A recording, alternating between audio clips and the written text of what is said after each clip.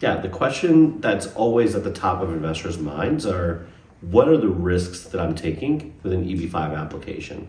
And we always boil it down to two basic risks. One is going to be immigration risk, and the other is going to be financial risk, right? And so how do you kind of lower the risk on both of these aspects? When we talk about immigration, it's pretty straightforward, right? Working with an established regional center that has gotten multiple approvals from USCIS is the best way to mitigate a lot of the immigration risk with any project. An experienced regional center will understand how to put the project together to make sure that if there is any bridge financing, that is properly documented, to make sure that the business plan is properly put together, to make sure that the economic analysis is done by a reputable economist. All of these various factors kind of boil down to a regional center having the experience and ultimately having done this multiple times and successfully, right? At EB5AN, we've filed multiple 956F applications, which is the project exemplar application since the passing of the RIA in 2022. I'm happy to say that we've had 9 approvals with no RFEs to date, and we were looking to get even more in the future. So thus far, we've had a 100% success rate with no RFEs or issues with any of our past projects, and we're looking to continue that trend. And that experience kind of just speaks for itself once we get that stamp of approval from USCIS. At that point, the immigration risk is lowered to just your documentation as an investor that you are providing to your immigration attorney. So this is where choosing an independent, experienced immigration attorney who has not just experience in immigration, but experience with EB5 specifically becomes so vital and important to this process. Choosing a good attorney who will be able to draw any red flags to your attention and note, hey, if we do it this way, this could lead to further questions. Let's do it this way instead. That strategy, it becomes very, very important as you're filing a 526E application. We've taken out pretty much all the immigration risk on the project side by getting the 956F approval. Now it's your job as an investor to work with an experienced attorney to put together basically a source and path of funds narrative that doesn't have any red flags or risks on the immigration side as well. If you do that, you've pretty much eliminated any real immigration risk in this application. The second piece of immigration risk that we should always talk about is job creation. Getting the 526E approval is the first step, but you ultimately also want to get the IA-29 approval down the road, which will get you a permanent green card, unconditional, right? To do that, you basically need to establish 2 basic things. 1, the project needs to actually use your money for the requisite amount of time. Currently, that time is 2 years. It could change. And working with an experienced regional center that is keeping up to date with changing rules and making sure that your money is in compliance with those rules is very, very key. The second thing is job creation. In a lot of our projects, you'll be able to see we choose projects that are under construction, fully funded, and as a result, the jobs have already been created. Sometimes even before you put your money into the project. Because the jobs are going into the same one big pot and your money is used in that same project, you're able to draw the benefit of those jobs that are already being created. And again, really lower your immigration risk in the future to make sure that you get that IA-29 approval. So that's pretty much everything on the immigration risk side. What about financial risk? What are some things that you can do as an investor to mitigate the financial risk that you might have investing in EB5, right? At EB5AN, we look for some very basic tenets before we even consider a project, right? We want an experienced developer with a project that's already under construction with a fully funded capital stack. And this way we can ensure a lot of the problems that we've seen with other projects just don't occur with the projects that we're going to be sponsoring, right? A lot of projects that never get off the ground because they don't have enough money and as a result, never create the jobs for investors. We just don't want to run into that problem. Problems with developers who have no experience in what they're doing, see an opportunity to raise what they would consider to be cheap capital through EB5 financing, and just essentially becomes a cash grab with no real plan on how to complete the project. We think that that is a huge risk and we don't want to work with those developers. So now that we've covered immigration risk, we also want to talk about financial risk in a project, right? So when you're looking as an investor at an EB5 project, you want to look for a few key things. And at EB5AN, we have a very basic kind of minimum that a project has to meet before we even start looking at it as a viable option for investors. And those factors can be under construction, fully funded with an experienced developer. That's kind of the bare minimum that any project should be able to provide for you as an EB5 investment, because that's what's going to help mitigate a lot of the risks with projects. If you look at projects in the US and why they may fail over time, it's usually because of money. If they run out of money, or if they don't raise enough money, or if basically the cost overruns in the project cause them to run out of money.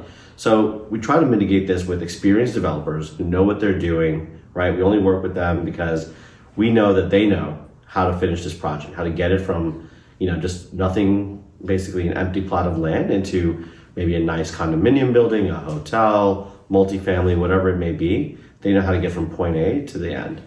Second thing we look for is basically the project is already underway. This helps mitigate a lot of the risk that you might be taking with an EB5 investment. For example, if a project basically depends on EB5 money being put into the project to be completed, that's a risk. What if the project sponsor isn't able to raise all that money? Where are they going to get the financing from?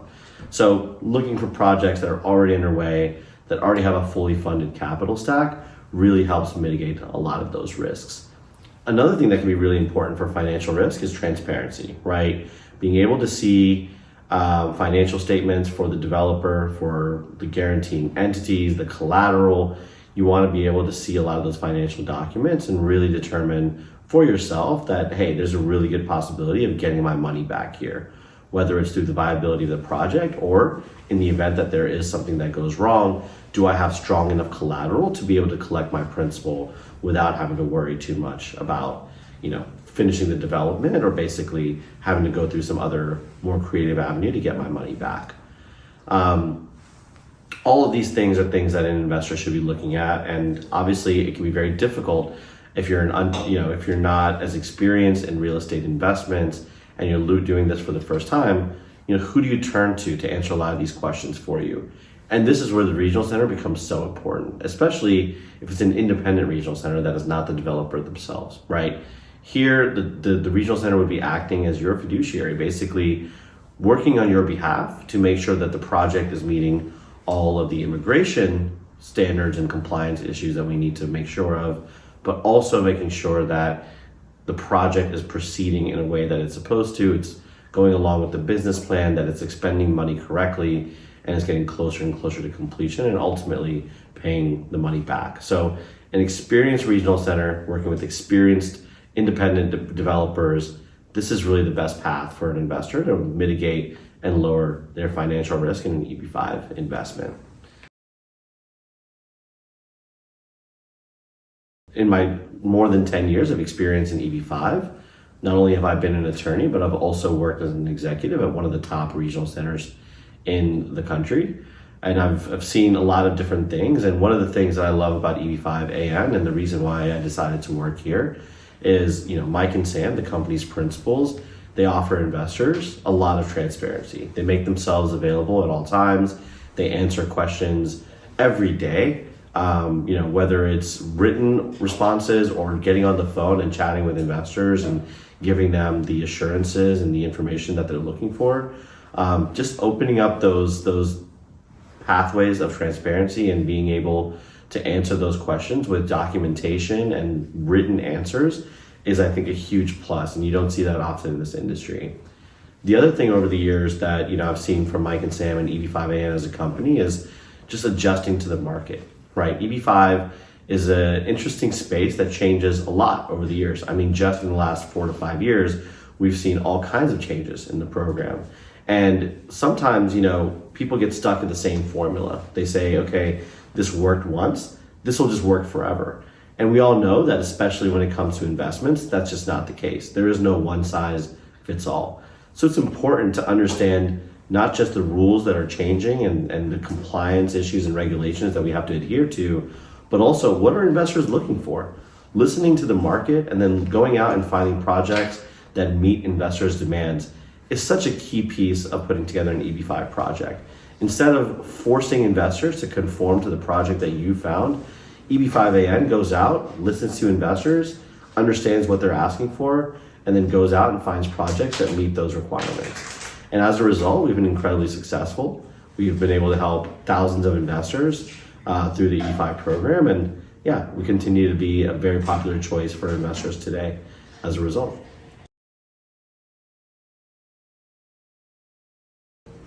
So over the years, obviously EB5 has changed a lot. And, I remember back in 2018, 2019, presenting to hundreds of H-1B investors, people who are in the United States already on an H-1B visa and ultimately stuck in a long EB2 or EB3 backlog. And those EB2, EB3 backlogs, they can be anywhere from 20 years to a lifetime, depending on your priority date. And so for a lot of individuals living in the United States already on an H-1B, they feel constricted, right? They can't change jobs without getting new H-1B sponsorship. They are tied to prevailing wage rates, and often that can mean getting paid a little bit less than they would be able to make if they didn't have to worry about H-1B sponsorship. They have to worry about basically travel, right? You have to have a visa to be able to travel in and outside the United States. Just because you have status here doesn't give you the right to travel. And so often that meant if they left the country and they ran into some kind of visa issue at the consulate, they could be stuck abroad. So I've met many investors who over the years just hadn't even left and gone home and visited their family because they were scared of not getting a visa stamp to return to the US.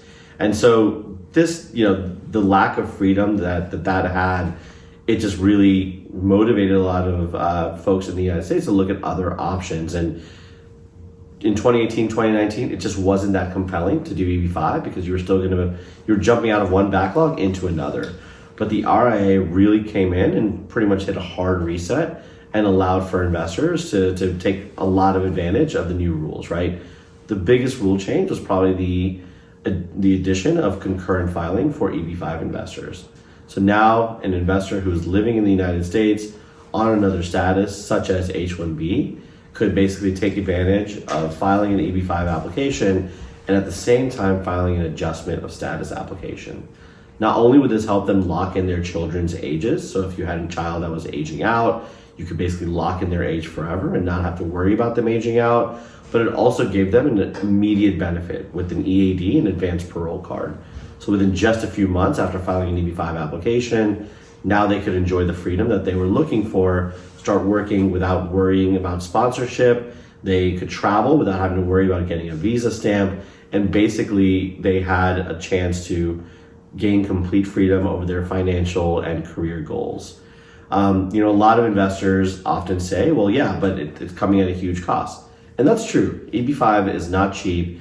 $800,000 is a huge investment. And for a lot of folks who moved to the United States with an American dream, worked hard for several years already and have basically saved up just about this amount and are now using all of their savings to make this investment, it's a huge, it's a very scary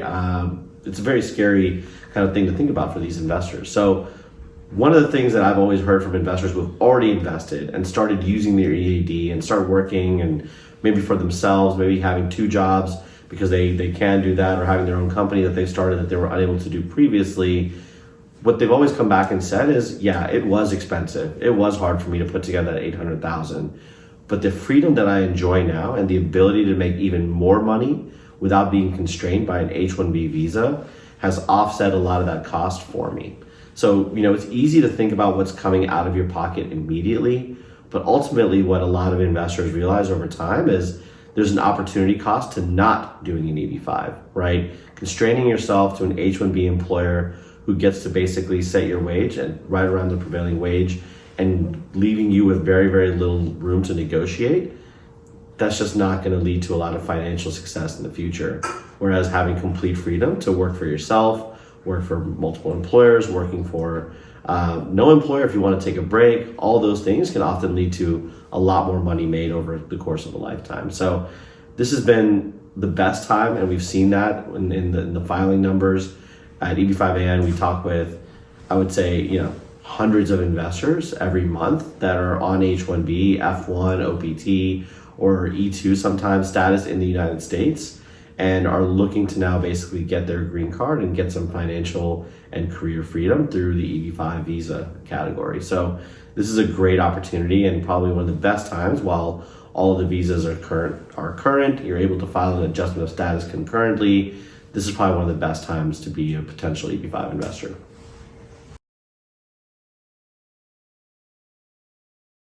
All right, so now I want to talk a little bit about immigration attorneys, right? What should you be thinking about as you're selecting one? What are some of the questions that you need to be asking them? And ultimately, what does the decision come down to?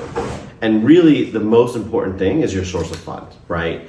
We talked a little bit about what immigration risk can kind of, consist of. In a lot of situations, it's really just your source of path of funds that the immigration attorney is putting together and submitting to USCIS. So when you're making this decision, right, this attorney is now going to be tied to you for the next 4 to 5 years as they kind of guide you through this immigration journey. The first step is kind of the most important. Keep making sure that source of path of funds is done correctly. Now, your source of path of funds at this point can come from pretty much anywhere, right? Not just we're talking about location, right? It doesn't have to be inside the US. It could be money that's coming from back home, whether it's in India, in China, in Europe, anywhere in the world, you can bring that money to the United States and use it for your EB5 investment. But let's think about this logically, right? If you're bringing money over from, let's say, India, right, which has a pretty, rigid system in terms of restrictions on bringing money out of India to the United States, you want to work with an attorney who has done it several times in the past, has dealt with any issues that come up, and understands what the solutions could look like in those scenarios, right? You're not going to work with someone who's never transferred money out of India and doesn't know what the banking regulations are. What are the currency export restrictions? What are the different issues that you could run into as you're trying to transfer money out of the country? So working with an immigration attorney that is going to speak to your source of funds is very, very important, right? Someone who's bringing money from China will want to work with an attorney who has worked with several clients, and by several I mean hundreds of clients from China who have transferred their money successfully and gotten 526 and 526E approvals. So it's really, really important as you're making a choice for the attorney to interview multiple different attorneys, right? Don't just talk to one person and as soon as you talk to them, that's it. That should be pretty rare, right? Where you just have that perfect kind of meeting and you decide to go forward with someone right away. Instead, interview multiple different attorneys, ask the tough questions, right? What kind of documents do you think I should be providing? Here's a problem that I foresee with my source of funds.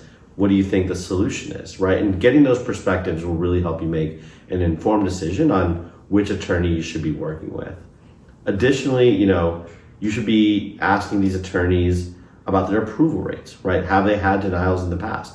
That isn't necessarily a bad thing. And a lot of times what happens is a very difficult case can get denied, but as a result, the attorney gains some valuable experience that maybe a more conservative attorney that wouldn't have even filed the case would not have been able to gather. So understanding that track record, understanding their approval rates, understanding their answers to your basic questions, and then maybe lastly, price, responsiveness, all these things that are priorities to you as an investor, these should kind of summarize the different things that you're looking at when you're making a choice for an EB5 immigration attorney.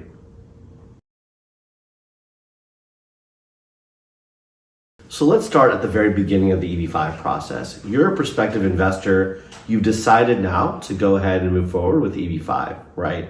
What do you do next? What are the questions you need to be asking? What things should you avoid? And I think that this is where a lot of investors sometimes make a big mistake and then ultimately end up getting a denial or losing some money and then have to come back and do EB5 all over again. And we see that very, very often, surprisingly. The first step, and probably the most important step in this whole process, is hiring an independent immigration attorney.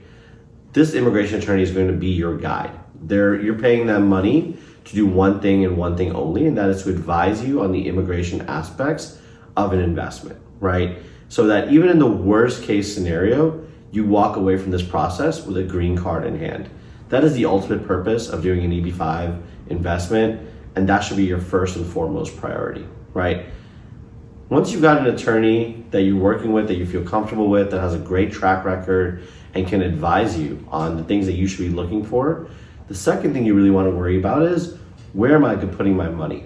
Who should I be trusting with my funds, not just to get the funds back, but also to make sure that the project is operating according to the business plan that's already been submitted to USCIS in a way that's going to get me my green card. That's the main question that you as an investor should always be asking, right? We see a lot of investors that kind of get blinded by marketing, right? Blinded by numbers. Maybe a project here says, hey, this is a small raise. I'm going to just put together this hotel. It'll be done in 2 years. You'll make 15% and you'll get a green card out of it, right? And that investor says, wow, this is an amazing deal. I'm going to make money. I'm going to get a green card. And this is going to be a short process, right? Well, if it sounds too good to be true, it usually is, right? And we've been operating, I've been in this space for over 10 years. I've seen hundreds of different projects, both successful and unsuccessful. And usually it's very, very difficult to find any successful project. It's even more difficult to find a successful project that can take in EB5 money and ultimately pay it back, right? So if a project is promising too much, you should probably be very wary, right? You don't want to end up in a situation where you were promised 100 things and you get none of them because the project just didn't know what they were doing. The project sponsor just didn't know what they were doing, right? In the example I just laid out, what ends up happening often is the project sponsor doesn't realize that construction jobs don't count for a direct deal, right? And they just make a simple mistake of not getting regional center sponsorship, and guess what? Now the investor hasn't created enough jobs because let's say the hotel only has 6 employees once they're complete, and they are not going to be able to get their conditional or permanent green card as a result, right? It was an unviable business plan that just didn't understand how job creation works in the EB5 context. In other examples, we see projects out there that are, again, giving a big incentive maybe financially to investors, or saying, hey, you'll get your money back in just 3 years. Well, if you look at the project more closely and you start to understand that a lot of things have to go right for any of those things to become true, remember, everything is at risk in EB5. Nothing can be guaranteed in terms of the return of your investment, return on your investment. Everything has a little bit of risk attached to it. So again, if promises are being made that seem a little bit too good to be true, well, you should be a little wary, and you should really read into the documentation, maybe even get an independent financial advisor to help you out and understand what all has to happen before you get your money back, right? That's really, really important. And then finally, the thing that we see is poorly structured projects that don't prioritize EB5 investors, right? At EB5AN, one of the things that we always look for is a capital stack where we can place EB5 investors in a great position to be repaid. That doesn't necessarily mean that they always have to sit in a senior position, but if they're going to sit in a mezzanine position, a lower position, we're going to get them some kind of great collateral from the developer. We are going to negotiate that with the developer to make sure that even in the worst case, even if there's something that goes wrong with the project, we have a way out for the investors. We have put these projects together in a way that there's very little or almost no chance that the investors just get completely wiped out because they're sitting 3, 4, 5 spots lower in the capital stack than somewhere else. A lot of our capital stacks are extremely straightforward and simple. There's a senior loan, there's EB5 investors, and there's developer equity. Maybe there's another piece of equity in there from a preferred equity piece from private equity company, or maybe there is some government funding in the form of a loan or something like that. But overall, we're putting investors in a great position to get their money back. And that's something that investors should be looking at very closely when they're looking at projects. And we definitely see investors kind of fail to do that and end up in a situation where the project ends up in trouble, and the first place that they want to start wiping money clean is on the EB5 investment tranche. So yeah, I think those are some of the things that investors need to be looking at, and some of the common pitfalls that we see, right? Again, ask a lot of questions, understand that this is going to cost you money. An EB5 investment was never meant to make you money and get you a green card. That's kind of the dream, right? So in any case, you're going to end up losing money through opportunity costs or something along those lines, and that's the cost of a green card to you. The principal should still be secure and safe. That's ultimately the idea here, is to get you the green card as a return and get you your money back. And yeah, just working with experienced immigration attorneys and experienced regional centers and experienced developers that are third party, separate from the regional centers, is a really good way to place yourself in a position to succeed with your EB5 investment.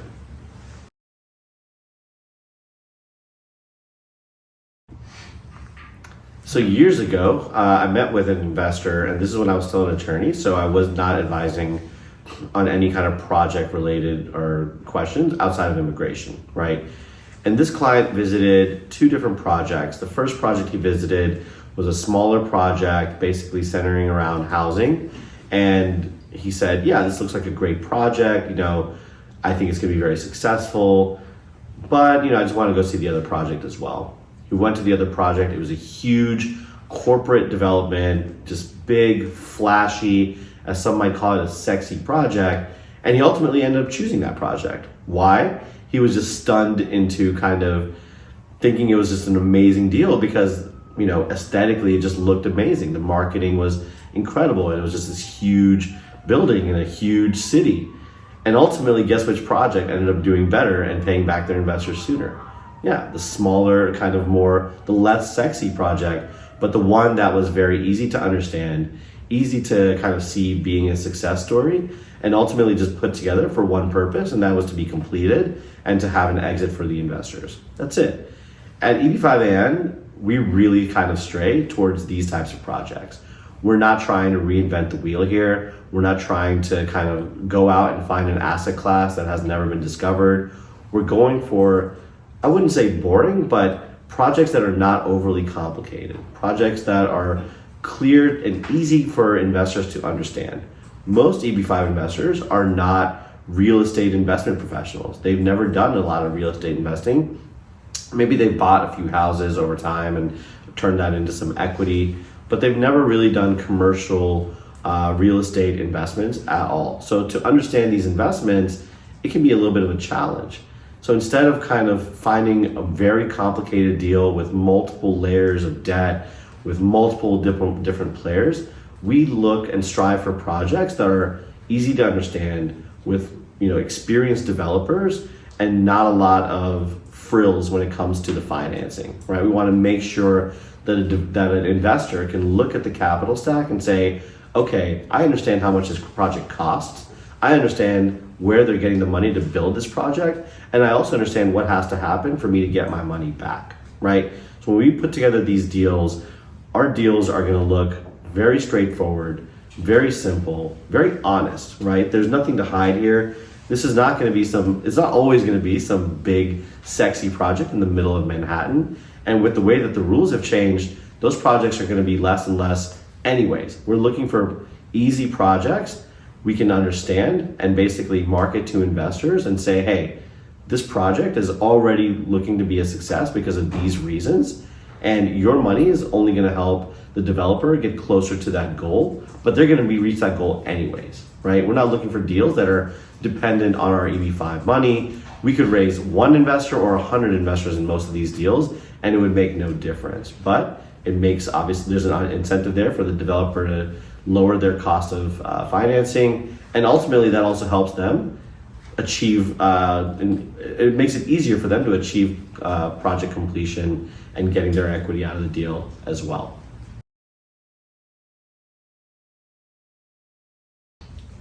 One of the craziest things that I see sometimes in EB5 is investors who are willing to give $800,000 to a project that they've never seen in person, right?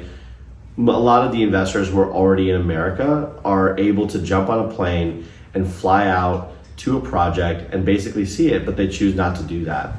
We at EB5AN, we really encourage this. Since most of our deals are under construction and are in pretty accessible places, you should be able to just jump on a plane, come out, meet the developer in many cases, see the project in person, understand the area, understand the market, understand where the project is in terms of its progress, see live construction, crews on site, basically, so you can understand, this project is definitely moving forward.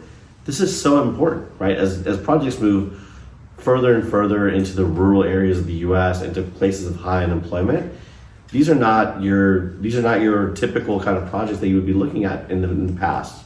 Projects that would be in major cities with a lot of press, with a lot of online reading materials. These are projects you really have to see for yourself and kind of do your own due diligence. And as an investor, you're doing yourself a disservice if you're not seeing a project in person before handing over $800,000 of cash to a regional center. So at EB5AN, we really encourage investors. I personally have met probably close to 100 investors at this point on site at our projects to explain how the project is set up, how the progress is coming along, answer any questions that they have about the developer themselves. And in almost all of those cases, the investors are able to speak with someone from the development team. If not from the development team, maybe from the realtor team that is selling the project locally, and able to ask questions without any input from us and get real answers in real time from those developers, from those realtors who are in that market and understand what's going on in that space. It's really, really important, and it's a really easy form of due diligence that every investor should be undertaking before choosing which project they go into.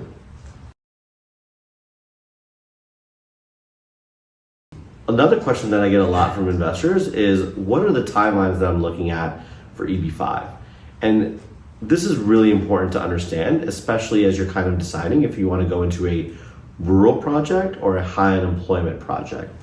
So first, let's just look at some basic milestones, right? It takes about 3 to 4 weeks for a good immigration attorney to put together your source of path of funds documentation and file your application with the government, okay? Now, the first big milestone is if you're in the US, you're gonna get a EAD, an employment authorization document, or an AP, with an AP, an advanced parole. And this is basically a travel permit. This typically we've seen happen somewhere between 2 to 4 months. Now, we've definitely seen some cases where it's longer. We've even seen some that are shorter, but 2 to 4 months is a good average. If you're overseas, you're not gonna see this step. You're basically just gonna see the next step, which is the 526E approval. And this is where we first see a big difference between a rural project application and a high unemployment project application. In a rural project, you can see an approval anywhere from 6 to 12 months. If the project is already 956F approved, you really could see an approval in 6 to 7 months. And we've seen that not just in our projects, but in the industry at large, right? Rural projects are clearly getting some kind of priority processing. Even though it's not defined, we're seeing a lot more rural approvals, not just for the projects, but also for investors themselves versus high unemployment. For high unemployment, it could be anywhere from 1 year all the way up to 2 years before you get your approval. Now, a lot of investors are falling kind of in that 14 to 16 month range, and that's great. But you always want to go towards, if timing is kind of an issue for you or a priority for you, you really want to avoid having to deal with the, what's the word?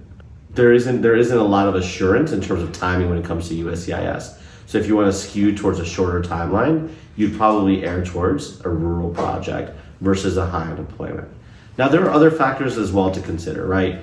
If a high unemployment project has a 956F approval, that could end up being a very fast adjudication. It could end up being just 1 year and you get a 526E approval in that project. So it's important to understand, this timeline and understanding that, okay, if the priority for me is to get my green card as quickly as possible for whatever reason, maybe I need a security clearance for a job that I want and I need a green card in hand to do that, okay, I have to choose a rural project.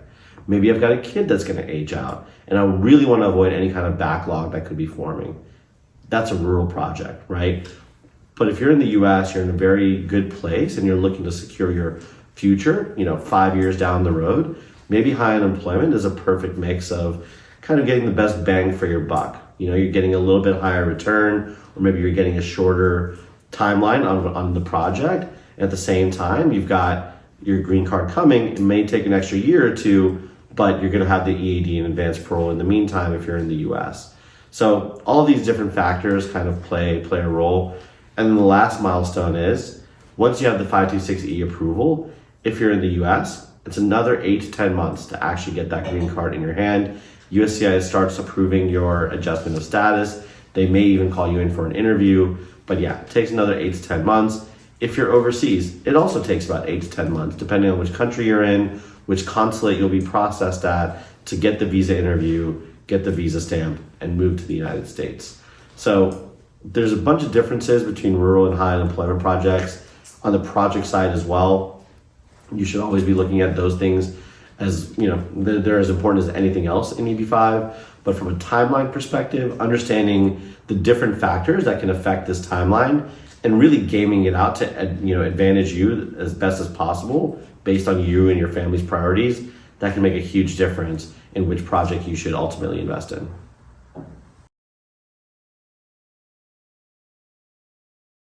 So one of the areas that we've been really successful in the last 10 years as a company is working with a really established developer in Coulter. Coulter Group is a gigantic developer at this point. They have over $26 billion in development assets that they've basically added to their portfolio over the last 30 years. So we're talking about a really experienced developer with roots actually from Canada. Bobby Julian, the founder, is from Canada. He's an immigrant himself, and so he understands the journey that it often takes to become a US citizen or a permanent resident even. So working with Coulter has been incredibly successful for EB5AN. They're a great developer that collateralizes the EB5 loans very well, and they've never failed to repay a loan, not just to EB5, but to any bank, right? So every project they've ever put their hands on has been completed successfully. So when you have a track record like that, you're an A+ developer, it lends itself to a lot of comfort for any EB5 investor. Right now, we've got 2 incredible projects for pretty much any investor looking into EB5 with an opportunity to partner with Coulter again. If you're leaning towards a rural investment, we have the Twin Lakes project, which has been incredibly successful since the RIA's passing. We've had over 200 investors already invest in this project.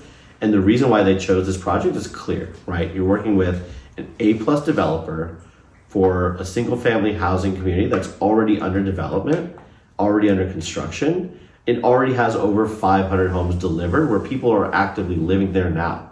The amenities are built out, the pool is already done. It's a great, great community that you're able to visit in person and see for yourself how successful it's becoming very, very quickly. This project already has multiple 956F approvals in prior tranches or prior EB5 raises that we've done in the project. It's got pretty close to all the job creation that we need for every EB5 investor. So there's very, very low immigration risk, and it comes with that lovely repayment guarantee that Coulter provides for a lot of the EB5 loans that we give to them. So this repayment guarantee still meets the at-risk requirement for USCIS, but it basically provides an avenue for investors to collateralize their money with an asset, with multiple assets, actually diversified assets that are not tied to the project itself. So even if, let's say, for some reason, the project in the future has a shortcoming and doesn't end up going to completion or has some kind of issue, we still have a plan B. We have a backup, and that's basically the guarantor in the deal giving us a repayment guarantee and the assets on that balance sheet that we can go after, ultimately take over, sell, liquidate, and get investors' money back, okay? Similarly, if you're looking at a high unemployment option, we've got the Boynton Tropical Multifamily Project in South Florida in Boynton Beach. This project just broke ground recently. It's now actively under construction. We've got, the same repayment guarantee on a loan tranche, and we also have an opportunity for investors to take advantage of having this opportunity to invest as an equity investor with, again, one of the best developers in the country. This is an opportunity that normally is not even available to non-US permanent residents, but this is an opportunity to go in as an investor, get a higher return. We offer a 5% preferred return on the equity piece. And you also get a green card for you and your family in the meantime. So it's a really, really good project, not just from a safety perspective, because you're, again, working with that seasoned, well-established developer in Coulter, but you're also getting an increased financial return as an equity investor, and you just don't see those options very often, especially in EB5. If you're a little bit more risk averse and you don't want to be an equity investor, no problem. There's also a debt tranche that can take investors and ultimately provide that same repayment guarantee that we have in Twin Lakes. So it's another opportunity to again partner with a great developer like Coulter, have peace of mind that you're working with an established developer with a great track record, and even so still have basically a safety net that in the event that something goes wrong, there is a guarantor in place that has assets on their books that we can go after and liquidate to get your money back. So some great deals in our portfolio today. Depending on your priorities and what you're looking for out of an EB5 investment, one of these projects will definitely be the right fit for you.